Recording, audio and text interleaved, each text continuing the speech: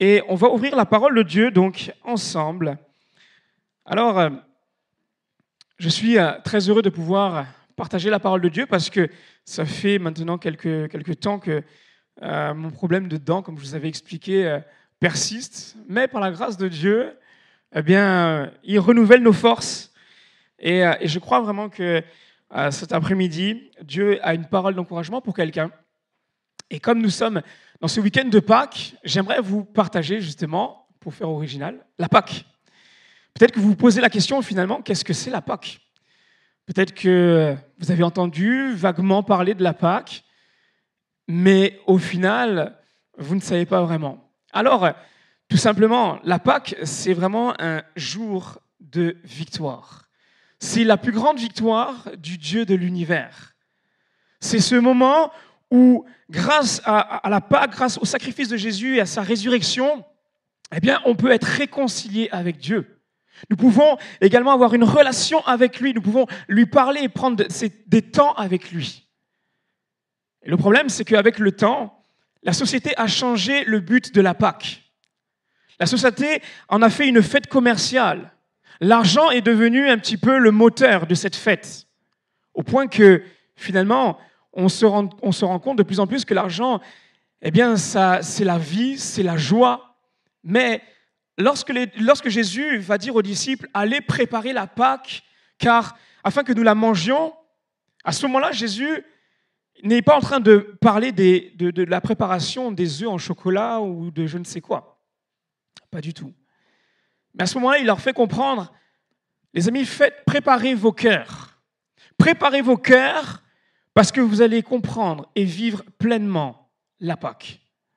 Et je crois qu'encore aujourd'hui, eh bien, c'est encore d'actualité. Encore aujourd'hui, Jésus nous rappelle que nous devons préparer nos cœurs et aussi pour vivre plutôt et comprendre ce qu'est la Pâque. Alors, le titre de mon message, comme vous le voyez, Pâque par-dessus tout. Dans la Bible, la fête de la Pâque, c'est la fête la plus importante. Et quand on regarde l'Ancien Testament comme le Nouveau Testament, il y a un symbole qui se dégage de la Pâque, c'est cet agneau que l'on voit, tout mignon, sacrifié.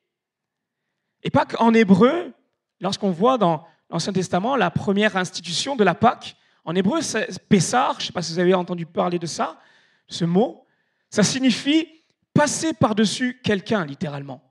Ça veut dire également passer un endroit sans s'y arrêter. Et Pâques nous rappelle justement que l'agneau sacrifié est passé par plusieurs choses essentielles. Et il nous permet également, à nous, aujourd'hui, quand on lui appartient, quand on lui donne notre vie, de passer par-dessus ces choses essentielles que nous allons voir. Alors, la première des choses, c'est tout simplement le passé. On va lire ensemble dans Exode chapitre 12, verset 2. Il est dit « Ce mois-ci sera pour vous le premier des mois. Vous le considérerez comme le premier des mois de l'année. » À ce moment-là, une année venait de s'écouler. Donc l'année qui venait de s'écouler devenait obsolète, devenait ancienne, elle devenait passée. Il était temps de changer d'année. Israël devait commencer à vivre et rentrer dans une nouvelle année. Il n'était pas appelé à rester dans le passé. Ils n'étaient pas appelés à rester dans toutes les souffrances qu'ils avaient vécues. Mais à ce moment-là, Israël devait se tourner vers le futur, vers l'avenir, vers la promesse de Dieu, vers Canaan. Et aujourd'hui, Dieu nous rappelle que nous ne sommes pas appelés à vivre dans le passé. Nous ne sommes pas appelés à vivre dans le passé, qu'il soit bon, qu'il fût bon ou qu'il fût mauvais. Parce que même s'il était bon, lorsqu'on pense à notre passé qui était bon, on va rester dans la nostalgie. Et on va se dire, mince, avant c'était bien. Je ne sais pas si vous avez déjà entendu parler des personnes comme ça. Hein. Avant c'était bien, le passé. Et puis, quand le passé est mauvais, c'est l'inverse. On est là et on se prend la tête et on se dit, mais le futur va être pareil. Et finalement, on reste dans le pessimisme. On reste dans la douleur. Mais Dieu nous appelle à avancer avec lui. Ça me fait penser justement, il y a quelques années de cela, je discutais avec un frère, ce n'était pas du tout ici, qui me partageait ces moments du passé et qui me disait, mais avant, Dieu faisait des choses incroyables. Et je l'écoutais, et puis il était super heureux. Et là, je lui ai posé la question, je dis, mais maintenant? Et là, il a commencé à être dans la critique, à être dans le jugement. Et je me disais, mais quel dommage. Quel dommage, parce que Dieu a en réserve des tas de choses encore aujourd'hui. Ce n'est pas simplement pour avant, pour hier, pour avant-hier, non. Et justement, ça me faisait penser à ce passage, cette histoire. À un moment donné, je ne sais pas si vous vous rappelez de cet homme du nom de Térak. Térak, c'était le père d'Abraham. Et il est dit qu'il va prendre toute sa famille. Il va prendre son fils Abraham. Il va prendre sa belle-fille Sarah. Il va prendre son petit-fils Lot. Et il est dit qu'ils vont partir, ils vont quitter Ur en Chaldée pour aller vers Canaan. Mais regardez ce qu'il est dit dans Exode chapitre 11, verset 31. Ils sortirent ensemble d'Ur en Chaldée pour se rendre dans le pays de Canaan.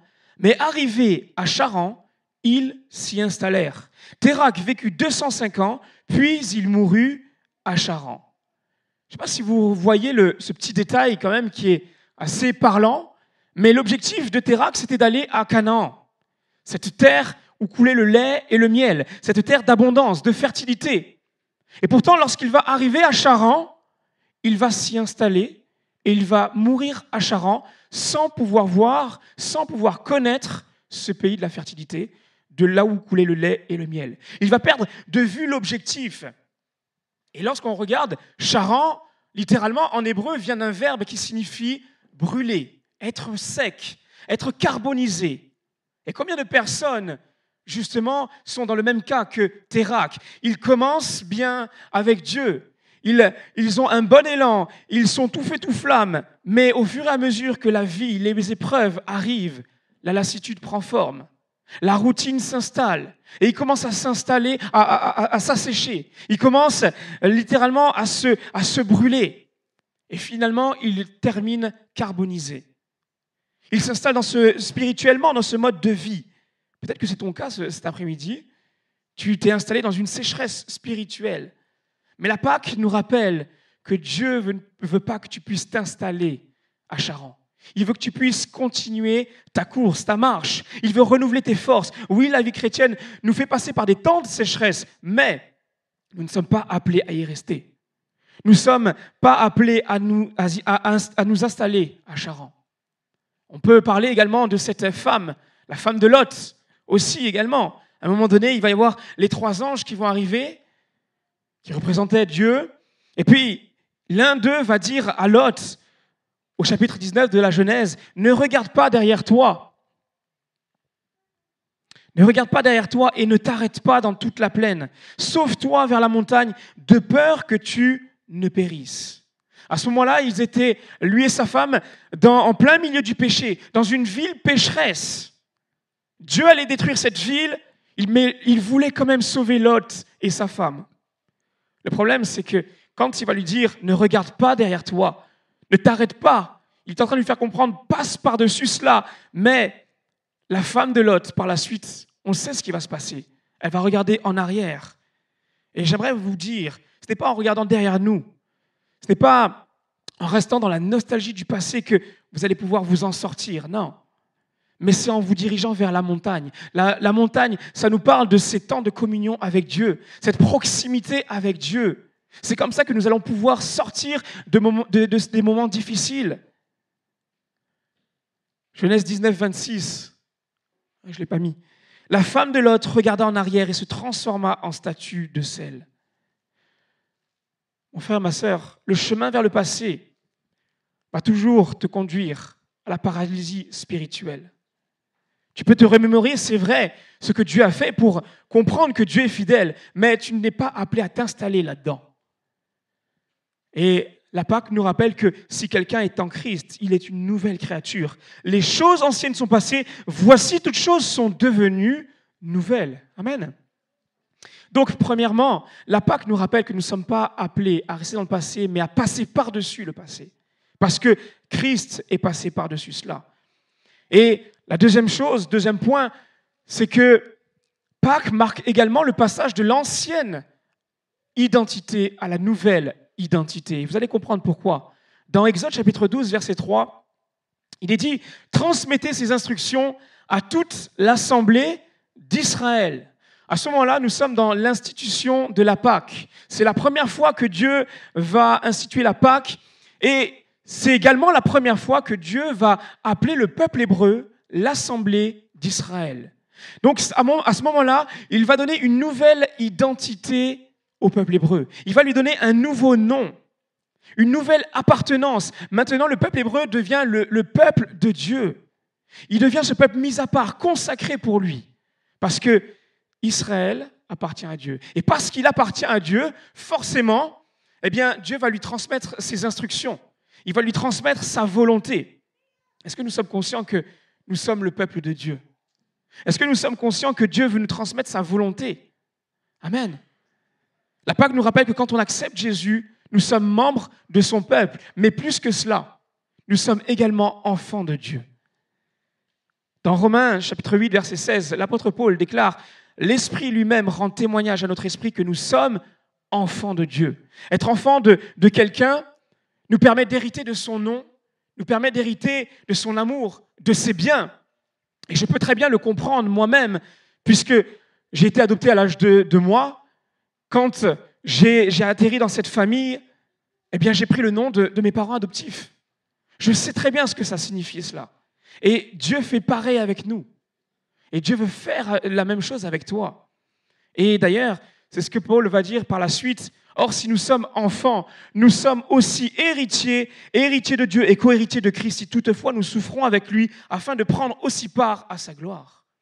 Ce que le diable aime faire, lui, c'est justement nous mentir sur notre identité, pour ne pas prendre et vivre ce que Dieu a en réserve pour nous.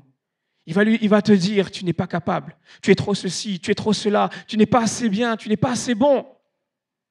Mais j'ai une question pour vous, c'est une question peut-être bête au premier abord, mais est-ce que ce matin, quand vous vous êtes levé, vous vous êtes dit, tiens, je suis un oiseau, je vais essayer de voler?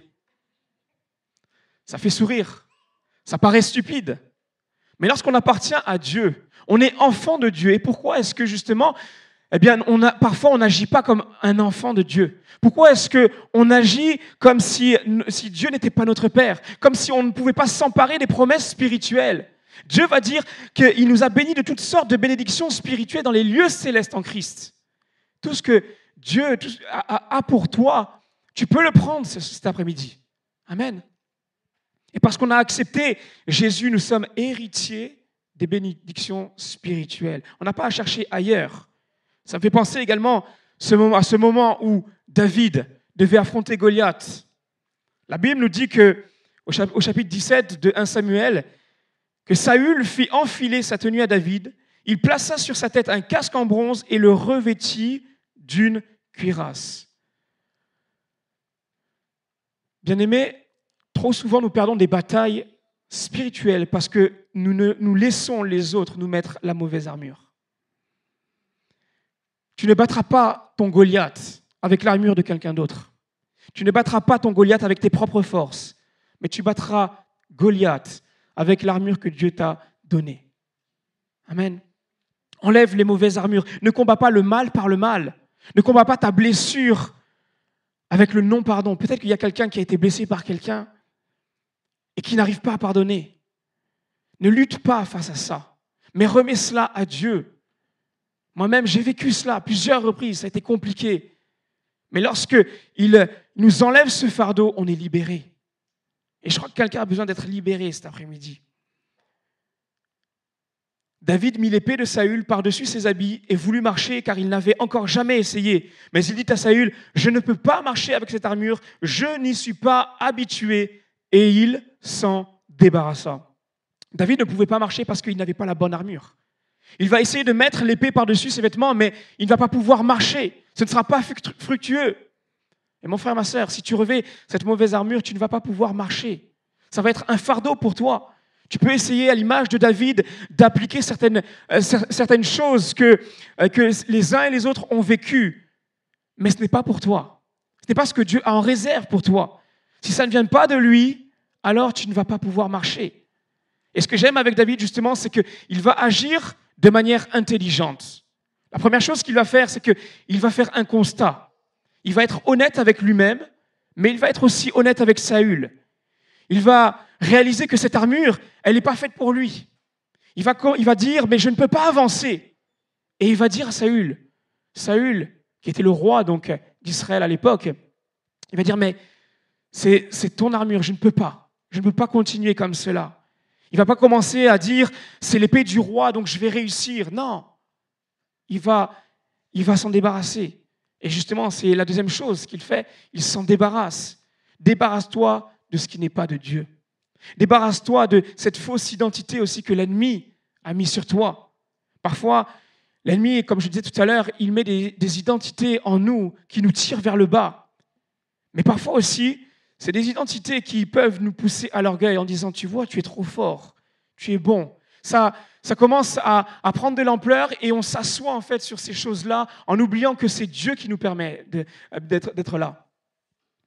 Ne convoite pas ce que Dieu ne t'a pas donné. Ne convoite pas ce que Dieu a donné aussi à quelqu'un d'autre. Parce que c'est la meilleure manière d'arrêter d'avancer. Ne te laisse pas revêtir par ces fausses identités, mais par celles de Christ. Par la suite, nous voyons que David, lui, ce qu'il va faire, c'est qu'il va s'en débarrasser, il va prendre son bâton, ses 5 pierres. Et c'est comme cela qu'il va battre Goliath. Et avec l'épée de Goliath, il va lui trancher la tête. Mais c'est par la force de Dieu qu'il va réussir. Reviens à la croix cet après-midi. La Pâque nous permet de passer par notre ancienne identité, ces fausses identités, pour revêtir l'identité en Christ. Et puis, troisièmement, la Pâque aussi nous rappelle que Dieu nous a fait passer d'un état d'esclave à un état d'affranchi. Amen. Dans Deutéronome chapitre 16, verset 1, il est dit « Observe le mois des épis et célèbre la Pâque en l'honneur de l'Éternel ton Dieu. En effet, c'est au cours du mois des épis que l'Éternel ton Dieu t'a fait sortir d'Égypte pendant la nuit. » Israël a été esclave pendant 430 ans. Imaginez, c'est plusieurs générations qui vont vivre l'esclavage. Et non seulement ils vont vivre l'esclavage, mais en hébreu, Égypte, Mitzraïm, c'est un mot pluriel. En fait, on comprend à ce moment-là qu'ils vont vivre une oppression incroyable, une oppression intense, une affliction difficile. C'est ça que ça signifie. Mais un jour, il est dit que leur cri va monter jusqu'au trône de Dieu. Dieu va entendre cela et il va envoyer Moïse. Et j'aimerais signaler quelque chose, c'est que quand bien même l'Égypte était la première puissance mondiale de l'époque, Dieu va les faire passer au-delà de l'Égypte. Dans Exode chapitre 3, verset 8, il dit « Je suis descendu », c'est Dieu qui va dire ça, « Je suis descendu pour le délivrer de la domination des Égyptiens et pour le faire monter de ce pays jusque dans un bon et vaste pays, un pays où coule le lait et le miel. » Quand nous étions loin de Dieu, le péché était là. Il nous oppressait, il nous affligeait. Toutes les conséquences qui étaient là de la mort étaient sur notre vie. Parfois même, on ne s'en rendait pas compte parce qu'on aimait vivre de cela. Mais pourtant, la condamnation était là. Mais quand Christ s'est révélé à nous, il nous a sortis de notre Égypte. Il nous a sortis de notre péché pour nous emmener vers notre terre promise, vers le ciel. Il nous conduit encore aujourd'hui. Et ce n'est pas tout. Parce qu'alors que Dieu nous a sortis de l'Égypte, ça veut dire que nous ne sommes plus sous la domination de l'Égypte. Nous ne sommes plus sous la domination du péché. Le problème, c'est que parfois, nous gardons cette mentalité d'esclave. Ça me fait penser aussi à cette anecdote, cette histoire, où un jour, il y a un petit garçon, peut-être que vous la connaissez, un petit garçon qui va voir un cirque arriver dans sa ville. Et puis, il va être tout content. C'est la première fois qu'il voit cela.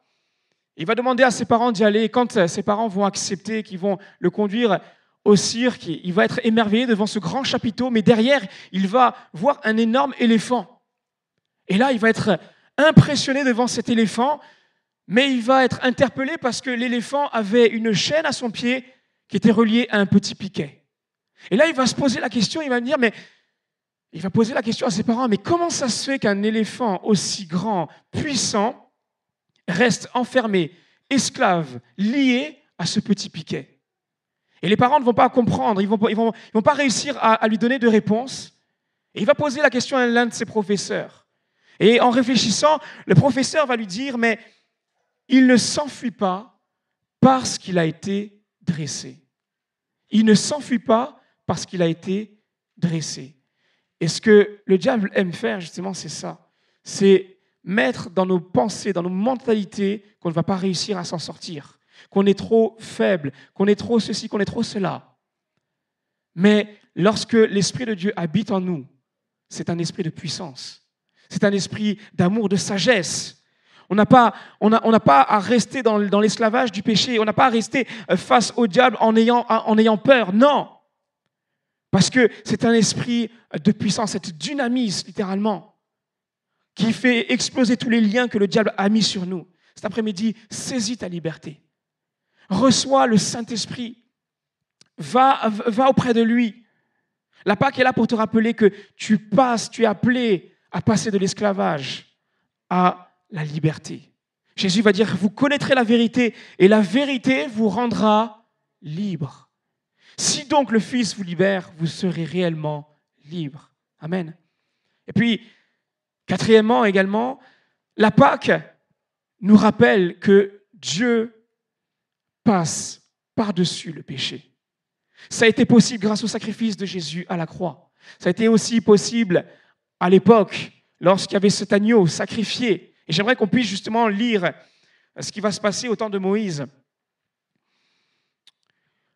Le 10e jour de ce mois, on prendra un agneau pour chaque famille, un agneau pour chaque maison. Si la maison est trop peu nombreuse pour un agneau, on le partagera avec le plus proche voisin en fonction du nombre de personnes. Vous estimerez le nombre de personnes pour l'agneau d'après la part que chacun peut manger. Ce sera un agneau sans défaut, mâle âgé d'1 an. Vous pourrez prendre un agneau ou un chevreau. Vous le garderez jusqu'au 14e jour de ce mois où toute l'assemblée d'Israël le sacrifiera au coucher du soleil. On prendra de son sang et on en mettra sur les 2 poteaux et sur le linteau de la porte des maisons où on le mangera. À ce moment-là, Dieu va envoyer Moïse, comme je le disais, et le cœur de Pharaon va s'endurcir. Mais alors que son cœur va s'endurcir, par la suite, Dieu va également endurcir son cœur. Et il va envoyer les 10 plaies d'Égypte. Ces 10 plaies, et jusqu'au moment où nous voyons cette 10e plaie qui va arriver. Une 10e plaie qui est très particulière, puisque c'était à ce moment-là où Dieu allait frapper les premiers-nés en Égypte. Je ne sais pas si vous le savez, mais chaque plaie était en fait destinée à un dieu d'Égypte, à une divinité égyptienne. Dieu était en train de faire comprendre, tous les dieux que vous adorez, ils ne peuvent pas lutter contre moi, parce que je suis le seul vrai Dieu. Et quand on arrive à cette 10e plaie, qui était justement de frapper les premiers-nés, il était en train de faire comprendre quelque chose d'important au Pharaon. Il était en train de faire comprendre que le Dieu que tu adores, ce Dieu de la reproduction, de la fertilité, ce Dieu qui protège les enfants, en tout cas cette divinité que tu penses qu'elle protège les enfants, et surtout aussi ce Dieu qui est là, ton fils devait être l'héritier de ce Dieu, le Dieu Ra, le Dieu Soleil. Tu vas voir que moi, je vais le réduire à néant. Et pour cela, il va envoyer cette plaie, mais avant cela, il va prévenir les Hébreux. Il va prévenir Moïse en disant, mais pour éviter que vos enfants soient exterminés, vous allez répandre le sang d'un agneau sur les linteaux des portes. Et vous allez voir, et regardez ce qu'il est dit. Quand je parlais tout à l'heure de passer, depuis tout à l'heure je parle de passer par-dessus. Pour vous, en revanche, le sang servira de signe sur les maisons où vous vous trouverez. Je verrai le sang et je passerai par-dessus vous. Il n'y aura pas de fléau qui vous détruise quand je frapperai l'Égypte. Le sang était le signe qui permettait à Dieu de passer par-dessus la maison. L'agneau va être sacrifié et il va mourir à la place des premiers-nés.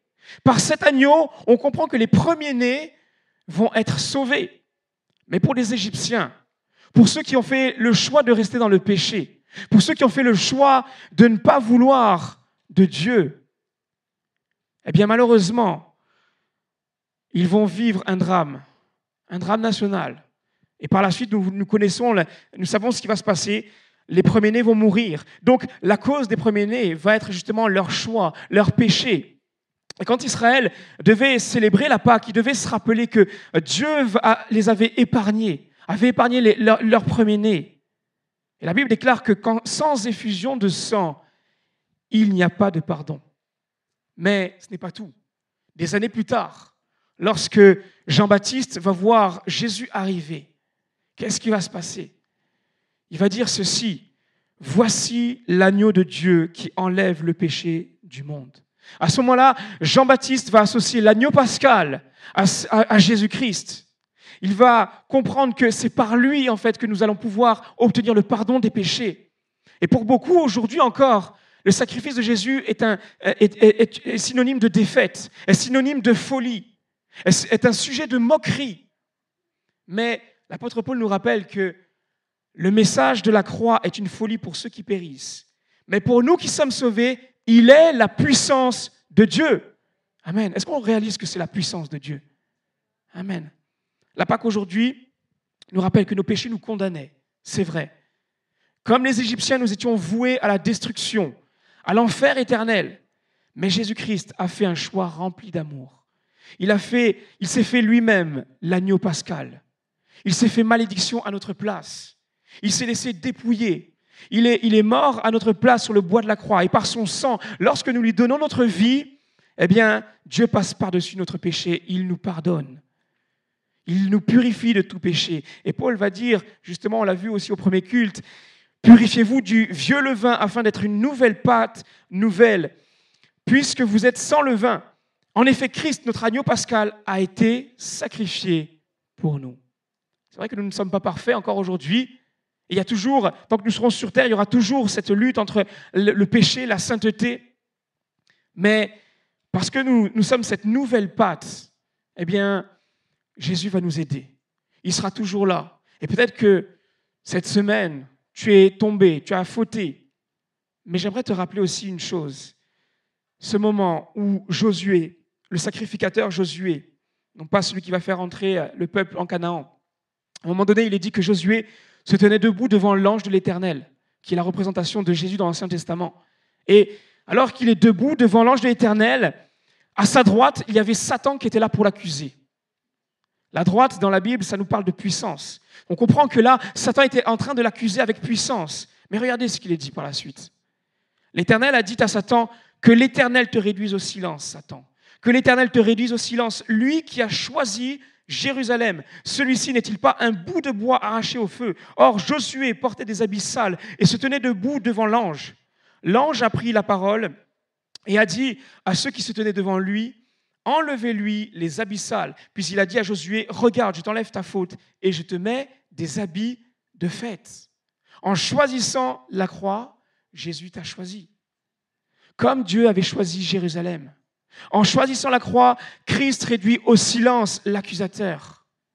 Parce que même si ton vêtement est sale, même si tu as péché, il n'est pas trop tard. Tu peux revenir à lui. Tu peux te repentir. L'agneau, Christ, Jésus, est là pour enlever ton péché. Avant de mourir, Jésus va dire qu'il voulait grandement manger cette Pâque, ce dernier repas de Pâques. Il voulait pleinement réaliser que ce repas, ce dernier repas qu'il allait manger, était finalement une représentation de lui-même qui allait être sacrifié. Et on connaît ces textes dans Ésaïe 53, mais lui, en parlant de Jésus, il était blessé à cause de nos transgressions, brisé à cause de nos fautes. La punition qui nous donne la paix est tombée sur lui, et c'est par ses blessures que nous sommes guéris. Et puis verset 7, il a été maltraité, il s'est humilié et n'a pas ouvert la bouche. Pareil à un agneau qu'on mène à l'abattoir, à une brebis muette devant ceux qui l'attendent, il n'a pas ouvert la bouche. Ce matin, cet après-midi plutôt, Jésus est notre Pâque. Et par cette Pâque, Dieu passe par-dessus le péché. Mais ce n'est pas simplement ça. J'aimerais prendre ce dernier point avec vous. C'est que Dieu aussi, par la Pâque, nous rappelle que Jésus a triomphé de la mort. Il passe par-dessus la mort. Et il nous fait nous aussi triompher de la mort. Amen. Vous savez, aujourd'hui, il y a beaucoup de martyrs qui se donnent la mort pour diverses causes. Mais lorsqu'on étudie, lorsqu'on regarde la Pâque, on se rappelle que Jésus, oui, est passé par la mort. Mais s'il était resté mort, ça ne rimerait à rien. D'ailleurs, les disciples, quand ils vont voir Jésus mort, qu'est-ce qui va se passer? Ils vont être tristes. Ils vont être dans la tristesse. Mais par la suite, il va ressusciter. Aujourd'hui, Jésus est vivant. Amen. Et sa résurrection a eu des effets considérables pour nous. Tout d'abord, On sait que grâce à sa résurrection, grâce au fait qu'il est vivant, eh bien, il nous écoute. Il est dit dans 1 Jean 5,14, nous avons auprès de lui cette assurance. Si nous demandons quelque chose conformément à sa volonté, il nous écoute. Amen. C'est une assurance. Et puis aussi autre chose, c'est que nous avons cette assurance que nous avons la vie éternelle grâce à sa résurrection. C'est moi qui suis la résurrection et la vie. Celui qui croit en moi vivra même s'il meurt. Comme je le disais, nous sommes héritiers de Dieu, co-héritiers avec Christ. Et nous héritons de la vie éternelle. Pourquoi ? Parce que l'Esprit qui a ressuscité Christ habite en nous. Amen. Et puis, aussi, nous voyons dans Romains 8, celui qui a ressuscité Christ rendra aussi la vie à vos corps mortels par son Esprit qui habite en vous. Puis aussi, grâce à cette résurrection, nous pouvons vivre en nouveauté de vie. Par le baptême en sa mort, nous avons donc été ensevelis avec lui, afin que comme Christ est ressuscité par la gloire du Père, de même, nous aussi, nous menions une vie nouvelle. Lorsque nous nous attachons à lui, eh bien, nous laissons notre vie ancienne, notre vie de péché, pour vivre une vie fondée sur lui. Ce n'est pas par nos propres forces, ce n'est pas de manière religieuse, mais c'est parce que lui, il transforme notre cœur. Amen. Et puis aussi, sa résurrection est le fondement et le moteur de notre foi. L'apôtre Paul va dire quelque chose, et moi, ça m'a souvent trotté, cette citation. Il va dire, s'il n'y a pas de résurrection des morts, Christ non plus n'est pas ressuscité. Et si Christ n'est pas ressuscité, alors notre prédication est vide et votre foi aussi. Et puis par la suite, il va dire, en effet, si les morts ne ressuscitent pas, Christ non plus n'est pas ressuscité. Or, si Christ n'est pas ressuscité, votre foi est inutile. Vous êtes encore dans vos péchés et par conséquent, ceux qui sont morts en Christ sont aussi perdus. Si c'est pour cette vie seulement que nous espérons en Christ, nous sommes les plus à plaindre de tous les hommes. À plusieurs reprises, je me suis posé la question, est-ce que tu es vraiment vivant, Seigneur ? Est-ce que finalement tout ce que je fais, c'est vraiment vrai ? Ça rime à quelque chose. Et l'apôtre Paul va continuer au verset 20, et il dit, mais en réalité, Christ est ressuscité. Je ne sais pas si je l'ai mis. Voilà. Christ est ressuscité, précédant ainsi ceux qui sont morts. Jésus est vivant, frères et sœurs. Et je crois vraiment qu'on doit se réjouir pour cela. Parce que, alors qu'il est le fondement de notre foi, il est aussi le moteur de notre foi. Lorsque justement les disciples vont apprendre qu'il n'y avait plus le corps de Jésus au tombeau, Pierre et Jean vont commencer à courir jusque là-bas. Et il est dit ceci dans Jean 28. Alors l'autre disciple, donc on parle de Jean, qui était arrivé le premier au tombeau, entra aussi, il vit et il crut. La résurrection de Christ est notre moteur. Mais pas que aussi. La résurrection de Christ est aussi une source de joie. Est-ce qu'on réalise ce que c'est ? Est-ce qu'il est la source de votre joie ? Amen.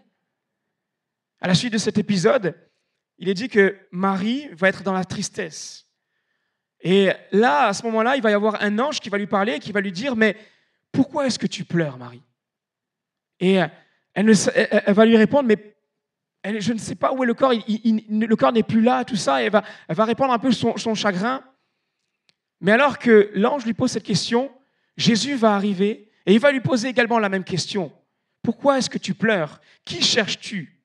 Et c'est drôle parce que le texte nous dit qu'elle ne va pas le reconnaître. Elle ne va pas reconnaître Jésus.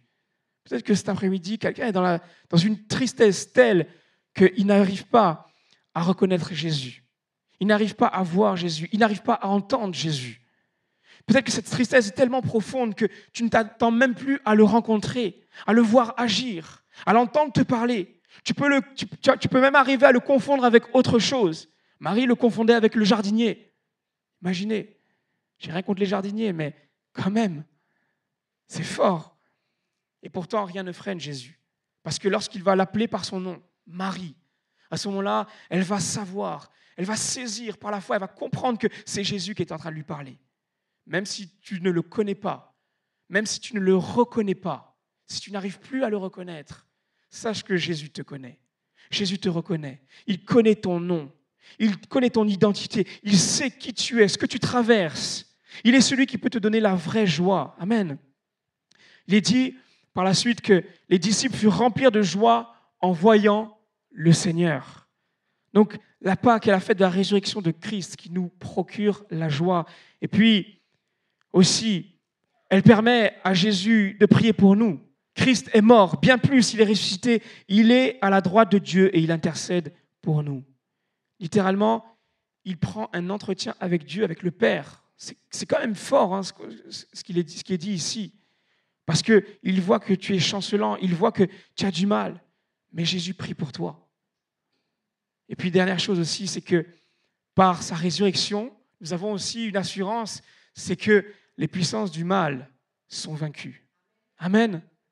Cette puissance, il l'a déployée en Christ quand il l'a ressuscité et l'a fait asseoir à sa droite dans les lieux célestes, au-dessus de toute domination, de toute autorité, de toute puissance, de toute souveraineté et de tout nom qui peut être nommé, non seulement dans le monde présent, mais encore dans le monde à venir. Il a tout mis sous ses pieds et il a donné pour chef suprême à l'Église, qui est son corps, la plénitude de celui qui remplit tout en tous. Je vais inviter l'équipe de musiciens à venir. Vous savez, le diable est là pour séduire, il est là pour tenter, pour piéger, pour faire peur. Dans quelques semaines, justement, je vais faire une étude sur Satan, du début à sa fin. Avec mon problème de dents, je n'ai pas pu faire la première partie, on le fera plus tard. Mais on doit se rappeler une chose, c'est que par la résurrection de Christ, il a été vaincu. Amen. Par sa résurrection, nous triomphons de la puissance des ténèbres. Et je vais terminer en vous rappelant aussi, ça m'a vraiment parlé. C'est l'apôtre Jean qui va dire cela, mais le jour où on devait préparer la fête de l'agneau pascal, où on devait le sacrifier, ça va être le même jour où Christ, le vrai agneau, va être crucifié. Il n'y a pas de hasard. Donc, frères et sœurs, la Pâque, on le sait, peut-être que tu ne le savais pas, mais la Pâque, ce n'est pas simplement une chasse aux œufs en chocolat. La Pâque nous rappelle que l'agneau sacrifié, il a été sacrifié pour toi. Il t'aime. Et peut-être que tu ne le connais pas, tu ne le reconnais pas, mais lui, il te connaît. C'est lui qui t'a créé. Et il veut te dire qu'il veut passer par-dessus ton passé, par-dessus ces fausses identités que les uns et les autres ont mis sur toi, par-dessus l'esclavage, par-dessus le péché, mais aussi par-dessus la mort. Et cet après-midi, j'aimerais qu'on puisse vraiment célébrer cette victoire de ce Dieu, ce grand Dieu de l'univers, ce Dieu qui nous a tant aimés, car Dieu a tant aimé le monde, qu'il a donné son Fils unique, afin que quiconque croit en lui ne périsse pas, mais qu'il ait la vie éternelle. Amen. Tout est accompli. Quand il sera sur la croix, Jésus va dire, tout est accompli. J'aimerais qu'on puisse prendre un temps pour prier. Et peut-être que, justement, à travers ce message, tu ne savais pas qui était Jésus, tu ne savais pas ce qu'il a fait. Mais j'aimerais te donner l'opportunité de lui donner ton cœur, de lui donner ta vie. Et j'aimerais qu'on puisse, pendant que tout le monde a la tête baissée, je ne vais pas vous demander de venir sur le devant, mais simplement si vous voulez rencontrer ce Dieu, parce qu'il est là, il vient à ta rencontre. Simplement lève la main et je vais prier pour toi. Oui, oui, oui, oui, oui. Amen. Peut-être aussi que quelqu'un a un fardeau qui est sur son cœur depuis longtemps. Même si tu connais Jésus, tu as du mal à t'en débarrasser. Et là encore, j'aimerais te donner l'opportunité. Lève la main, j'aimerais prier pour cela. Oui, oui, oui. Frères et sœurs, je vais prier, mais j'aimerais que tout le monde puisse prier. Collectivement, on s'adresse au Dieu de l'univers, à ce Dieu qui nous a aimés. Amen. Seigneur mon Dieu, merci. Merci pour ton sacrifice. Merci de t'être fait cet agneau immolé qui a remporté la plus grande victoire. Seigneur, tu vois toutes ces personnes qui ne te connaissaient pas, qui ont ce désir de te rencontrer. Jésus, révèle-toi à eux. Tu es en train de travailler leur cœur. Je te demande, Seigneur, de venir les combler, de venir leur montrer à quel point tu les aimes. Seigneur, que tu puisses changer leur vie, transformer leur cœur, Seigneur. Tu vois également toutes ces personnes qui ont un fardeau lourd, qui n'arrivent pas à porter. Seigneur, nous voulons les remettre au pied de la croix, parce que tu as triomphé. Parce que, Seigneur, c'est toi qui prends nos fardeaux. Ce n'est pas à nous de les porter, c'est toi qui les prends. Je te prie, Seigneur, vraiment d'alléger le cœur de mon frère, de ma sœur. Que vraiment cet après-midi, Seigneur, puisse être un renouveau. La Pâque était ce renouveau. Les choses anciennes sont passées, Seigneur. Toutes choses sont devenues nouvelles. Nous t'implorons. Nous implorons ta grâce, ton amour, Seigneur mon Dieu. Alors que tu es là, tu passes dans les rangs. Alors que ton esprit est là, Seigneur, tu touches les cœurs. Seigneur, c'est un rendez-vous ce soir, cet après-midi, Seigneur, avec les uns, avec les autres. Seigneur, révèle-toi encore. Même, Seigneur mon Dieu, la personne qui peut-être n'a pas levé la main et qui montre une carapace dure à percer, mais au fond, le Seigneur te connaît. Le Seigneur te dit qu'il t'aime. Il veut modeler ta vie. Il veut que tu puisses le rencontrer. Seigneur, bénis cette personne. Nous savons, Seigneur, que tu es là. Nous savons, Seigneur, que tu es là. On va prendre un temps, simplement, alors que la musique est là, simplement de recueillement. Dieu est là. Laissons-le parler à nos cœurs.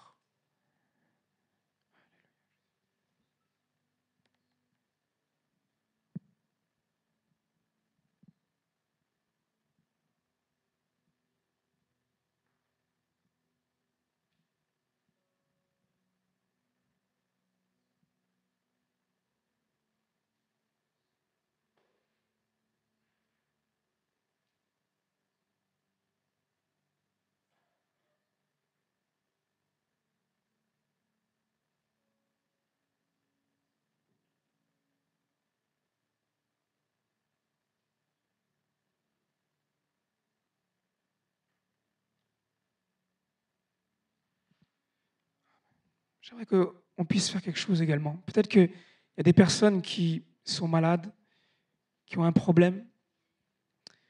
J'aimerais que tu puisses poser ta main là où tu as mal. Et que tu puisses toi-même prier maintenant pour que Dieu puisse te guérir. Prenons ce temps. Seigneur, tu es ce Dieu qui guérit. Yahvé Rapha. Ce que tu as commencé, tu le finis. Seigneur, je te demande de guérir encore cet après-midi ces personnes qui ont besoin, ces personnes qui sont malades. Je te prie, Seigneur, par ton esprit, d'agir maintenant, puissamment. Ton nom est grand. Ton nom est au-dessus de tous les noms. Maintenant, tu agis, Père. Alléluia. Gloire à toi. Gloire à toi.